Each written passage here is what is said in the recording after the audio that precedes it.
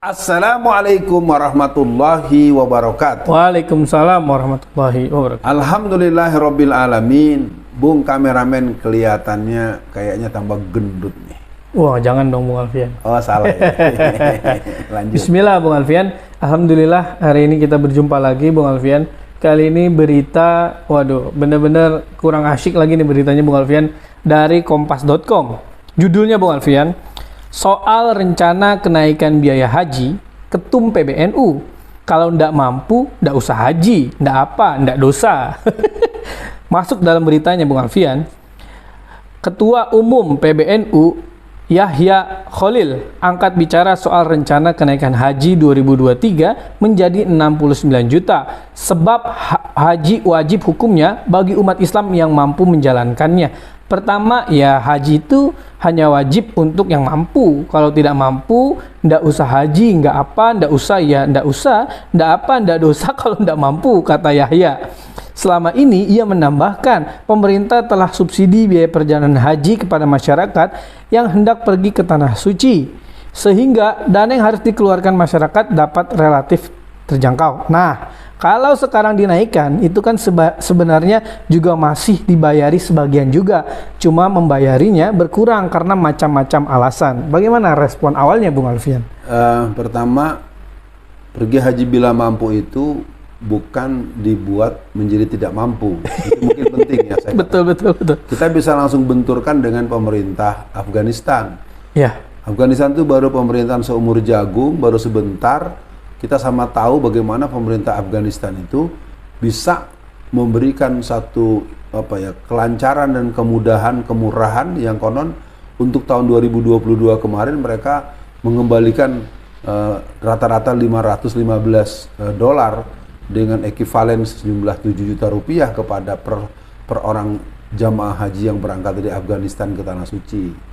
Nah, ini kembali untuk masalah ini rasanya tidak elok ya, sebagai pimpinan organisasi terbesar mestinya menegur. Itu menterinya kan orang dari warga bapak gitu ya, tegur dong, Cak atau Mas, tolong dong ini harganya dibikin memadai. Kalau menurut pengetahuan kita semua, justru persoalan biaya haji bukan pada masyarakat. Iya. Justru kalau pertanyaan yang pernah belum terjawab sampai sekarang, kemana dana yang 39 triliun terdahulu, itu kan tidak pernah ada penjelasan. Yang belakangan kan konon dana yang sudah terakumulasi 162 triliun terhadap urusan haji ini. Yeah. Nah, katakanlah kalau memang itu belum bisa berangkat semua, kan penalangan itu bukan pada konteks penalangan diberikan oleh pemerintah, justru ditalangi oleh orang-orang yang memang belum berangkat karena mereka sudah bayar. Kan sebenarnya begitu. Jadi jangan sampai sebenarnya tidak melakukan apa yang dikatakan lalu akhirnya menyalahkan orang yang sebetulnya telah dizolimi. Rasanya itu jadi penting juga untuk kita persoalkan. Dan harapan kami semua sebagai masyarakat, Bapak sebagai Ketua Umum PBNU, harusnya Bapak belain kita, masyarakat tuh dipermudah, dipermurah. Kok buktinya di Afghanistan bisa sampai dikembalikan uangnya di kita? Kan kalau dalam ilmu, katakanlah dalam hitungan marketing ya, kalau barang semakin banyak yang dijual, kan berarti harganya bisa lebih murah. Dan lebih bisa ditoleransi gitu, sebenarnya begitu. Jadi itu dulu Bung kameramen. Iya Bung Alfian, betul yang Bung Alfian ini Bung Alfian sampaikan bahwa tak elok aja gitu penyampaiannya. Masa bilangnya kalau nggak mampu nggak usah pergi haji, nggak apa-apa, nggak dosa.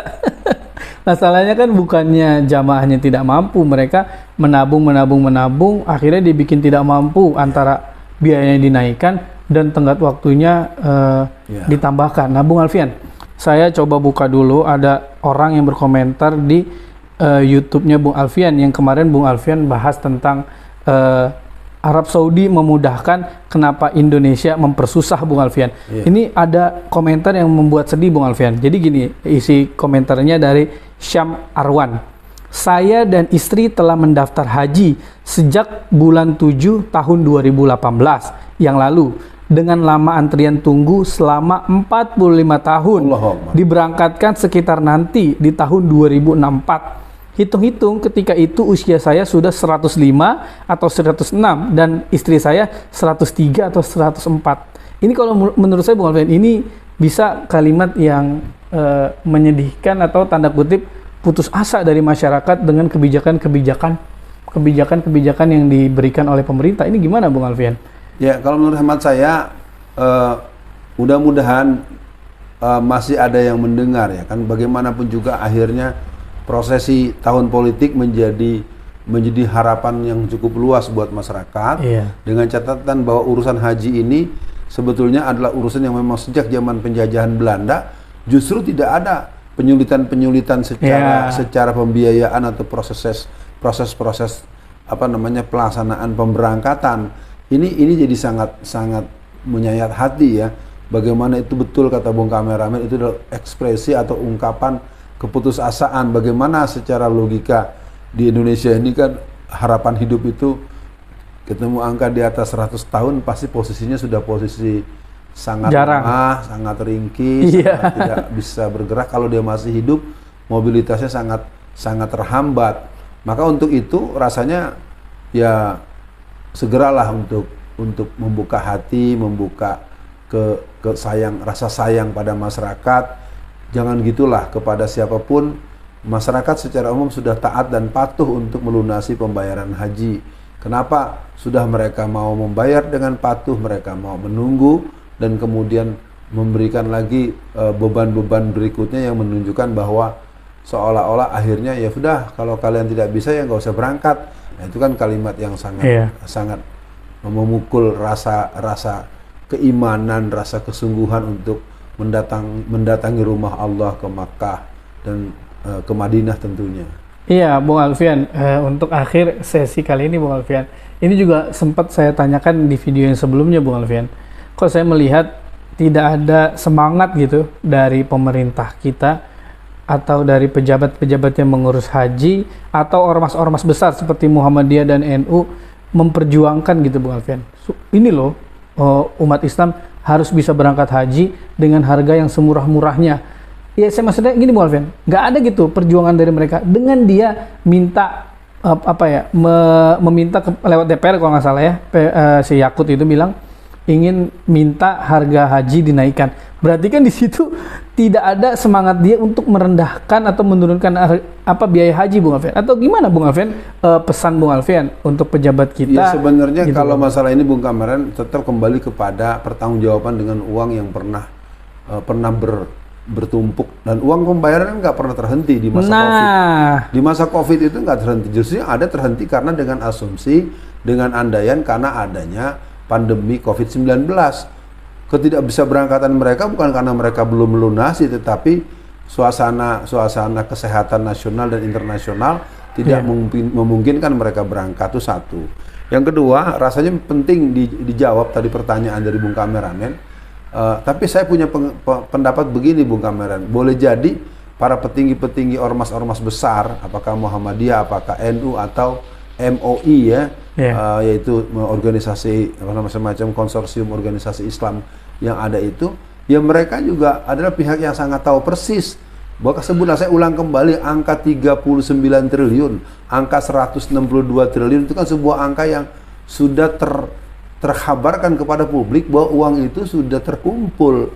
Kemana itu duit? Sehingga akhirnya dengan kan ini kalau kita mau buka ya tahun 2022 kemarin Bung Kameramen, itu kan pemerintah Arab Saudi memberikan keberbolehan 10.000 orang lagi untuk berangkat. Tapi kan kemudian tidak diberangkatkan. Ya ada apa? Kalau boleh 10.000 orang lagi ya dikirim dong 10.000. Nah berarti kan ada soal yang berhubungan mungkin dengan biayanya yang sudah tidak bisa dipertanggungjawabkan atau ada hal lain. Nah itu tentu bagian-bagian ini membuat kita masyarakat semuanya, mari kita tetap jangan terlalu pasif, mari kita tetap mempertanyakan, mari kita tetap bermohon kepada Allah agar Allah bukakan hati mereka untuk lebih menunjukkan kasih sayang mereka kepada umatnya, kepada rakyatnya. Kalau mereka tidak melakukan hal seperti itu, ya kita akan mohon pada Allah agar menghukum mereka. Amin. Sebelum di akhirat nanti mereka dihukum Allah di muka bumi ini. Dan ingat saudara-saudara yang bermain-main dengan prosesi ibadah ini, berarti Anda adalah orang yang akan berhadapan dengan urusan-urusan yang merupakan kemurkaan Allah Subhanahu wa taala. Sekian dibacain berita pada kesempatan kali ini. Assalamualaikum warahmatullahi wabarakatuh. Waalaikumsalam warahmatullahi wabarakatuh.